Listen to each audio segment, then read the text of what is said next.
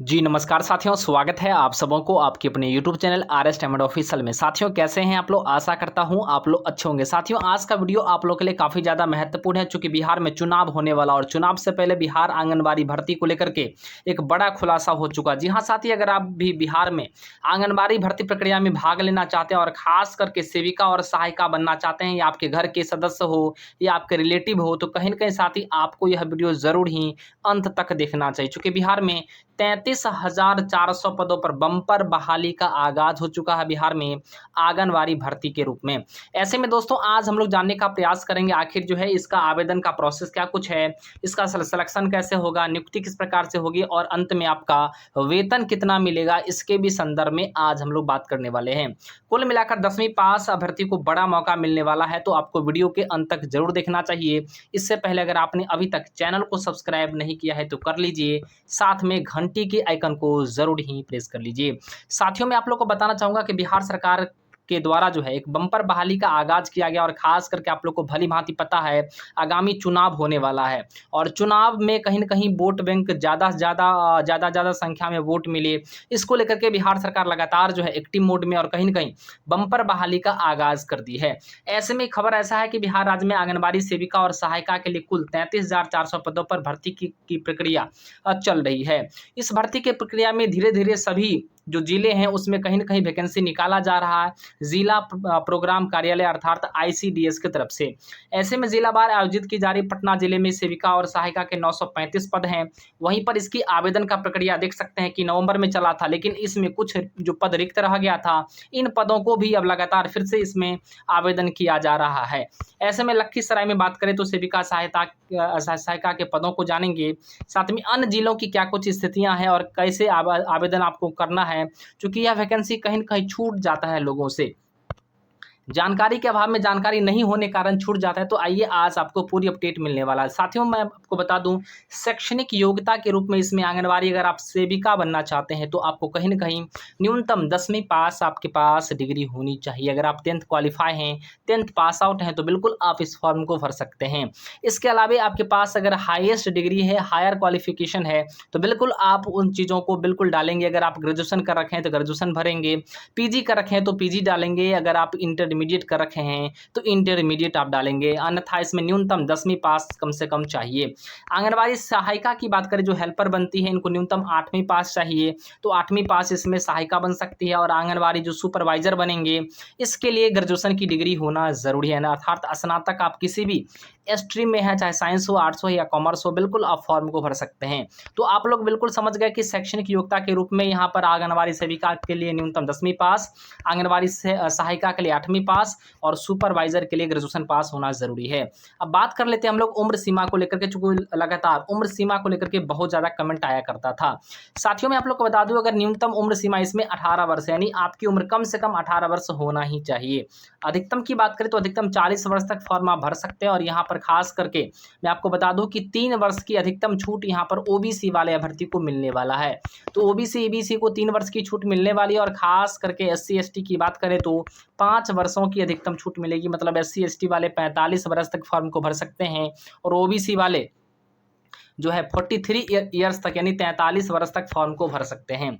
आरक्षित वर्ग के उम्मीदवार को सरकारी नियम के अनुसार ही इसमें छूट दी जाएगी, मतलब 3 वर्षों और 5 वर्षों का छूट दिया जाएगा।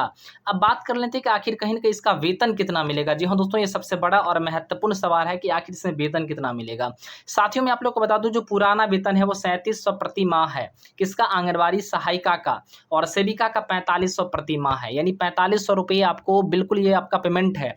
लेकिन आपको आगामी भली भांति पता है कि आगामी आपकी सैलरी बढ़ने वाली है। इसके अलावा आपको पोषाहार भी मिलता है, तो पोषाहार इसको मिला लिया जाए तो अच्छी खासी पेमेंट आपकी बन जाएगी। फिलहाल गांव में रहते हुए अगर आप 10,000 के मंथ भी 12,000 15,000 भी कमाएंगे तो अच्छी खासी सैलरी आपकी मानी जाएगी। फिलहाल आने वाले वक्त में इसकी सैलरी को बिल्कुल आपको बढ़ा दिया जाएगा, अच्छी सैलरी आपकी हो जाएगी। सुपरवाइजर का सैलरी इसमें ज़्यादा होता है, 20 से 25,000 आपको मिलेगा। तो सुपरवाइजर के लिए भी आप लोग फॉर्म को भर सकते हैं। अब बात कर लेते हैं कि आखिर इसका सिलेक्शन कैसे होगा। साथियों इसमें कोई लिखित परीक्षा नहीं होगी, यानी बिना लिखित परीक्षा का आपका सिलेक्शन होगा, यानी किसी प्रकार का कोई एग्जाम आपको नहीं देना है।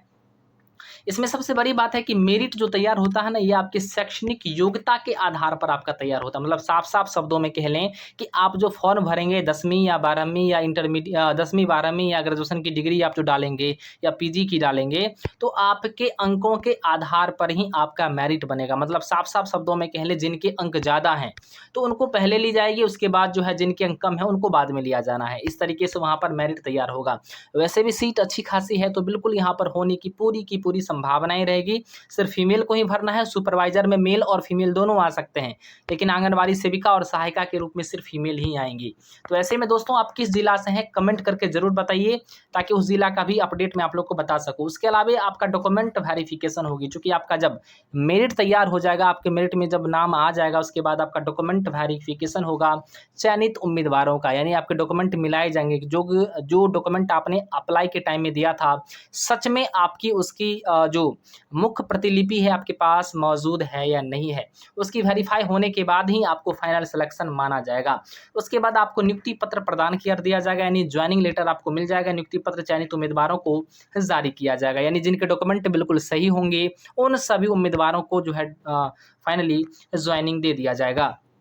बात होती है कि इसका आवेदन का प्रक्रिया कैसा है। जी हाँ दोस्तों, आप लोग को भली-भाँति पता है कि यह वैकेंसी आती तो है, लेकिन कहीं न कहीं जानकारी के अभाव में फाइनली इसको बहुत सारे लोग इससे छूट जाते हैं। अब मैं आप लोग को बता दूँ, इसका आवेदन जो करना है, इसके दोनों प्रोसेस है। या तो आपका ऑफलाइन भी आवेदन होता है, ऑनलाइन भी होता है। कुछ ज़िले क्या करता है, कुछ को ऑनलाइन आवेदन ले लेता है और कुछ ज़िलों के माध्यम से सिर्फ ऑफलाइन व्यवस्था ही की जाती है। ऐसे में सबसे पहले मैं आप लोग को बता दूँ, अगर ऑनलाइन होता है तो संबंधित ज़िले, यानी जिस भी ज़िलों से आप बिलॉन्ग करते हैं, उस जिले की आधिकारिक वेबसाइट पर जाना है और नोटिस वाले सेक्शन में आपको रिक्वायरमेंट का सेक्शन यानी भर्ती का सेक्शन आपको आएगा। तो नोटिस वाले सेक्शन में जाकर के आप, जैसे आप दरभंगा जिला से हैं तो दरभंगा.nic.in पर जाएंगे, फिर नोटिस वाले सेक्शन में जाकर के आपको रिक्वायरमेंट दिखेगा, रिक्वायरमेंट में आपको वैकेंसी दिखेगा।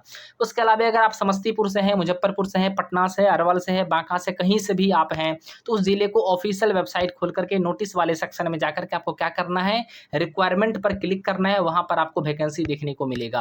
अब मैं आप लोग को बता दूं, ऑनलाइन आवेदन अगर होती है तो बिल्कुल वेबसाइट पर जाकर के अपने तमाम चीज़ों को फिल करेंगे, पर्सनल चीज़ों को, और उसके बाद डॉक्यूमेंट को अपलोड कर देंगे। अगर आपका ऑफलाइन तरीके से होगा तो फाइनली आपको ऑफलाइन वाला फॉर्म को डाउनलोड कर लेना है। उसमें सारी चीज़ों को, फॉर्म को अच्छी तरीके से भर करके, जितने भी आपके शैक्षणिक प्रशिक्षण के जो प्रमाण पत्र हैं, उन सभी को वहाँ पर आपको अटैच करके आपको क्या करना है, ICDS के जो ऑफिस होंगे ब्लॉक में, वहाँ पर जाकर के या जिला में फाइनली आपको वहाँ पर सबमिट कर देना है। उसके बाद डॉक्यूमेंट जैसे ही आपका अपलोड हो जाएगा, और डॉक्यूमेंट कौन-कौन लगेगा ये भी मैं आप लोग को बता दूं। शैक्षणिक प्रमाण पत्र आपको बिल्कुल लगना है। अगर आप 10th 12th ग्रेजुएशन या पीजी जो भी किए हैं, न्यूनतम 10वीं चाहिए ही चाहिए। तो बिल्कुल आप जहां तक किए हैं वो सारे के सारे शैक्षणिक प्रमाण पत्र आप लगाएंगे। अगर आपने NTT ट्रेनिंग किया है, नर्सरी टीचर ट्रेनिंग, तो बिल्कुल आप यह भी डिग्री आप उसमें संलग्न कर देंगे, तो आपको प्राथमिकता या वरीयता आपको दिया जाएगा। उसके अलावा आपको आधार कार्ड बिल्कुल लगेगा ही लगेगा। आधार कार्ड बिल्कुल आपको लगा देना है। अस्थायी निवास प्रमाण पत्र आपको होना ज़रूरी है। मतलब निवास जो जिसे हम लोग आवासीय प्रमाण पत्र कहते हैं, आपके पास इसकी जो बिल्कुल मौजूदगी होनी ही चाहिए। जाति प्रमाण पत्र आपका अगर बिल्कुल इसका लाभ मिल रहा है तो जाति प्रमाण पत्र भी चाहिए। जनरल को नहीं लगेगा, बाकी बाद अन्य सारी जाति को लगेगा। आय प्रमाण पत्र यहाँ पर अगर बिल्कुल आपको देना है तो लगा सकते हैं। आवेदन शुल्क क्या होता है कि कोई आवेदन शुल्क इसमें नहीं लिया जाएगा। सबसे बड़ी बात है, किसी प्रकार का कोई एप्लीकेशन फ़ी आपसे नहीं ली जाएगी। मतलब साफ-साफ शब्दों में कह लें तो आपको फ्री में फॉर्म भरने का मौका मिलेगा। दोस्तों, आवेदन की अंतिम तिथि की बात कर लें तो जिलावार इसकी अलग-अलग सूची है, अलग-अलग उसका जो है वेबसाइट है और अलग-अलग उसका डेट है। मतलब एक ही डेट में सारे जगह अप्लाई नहीं हो रहा है।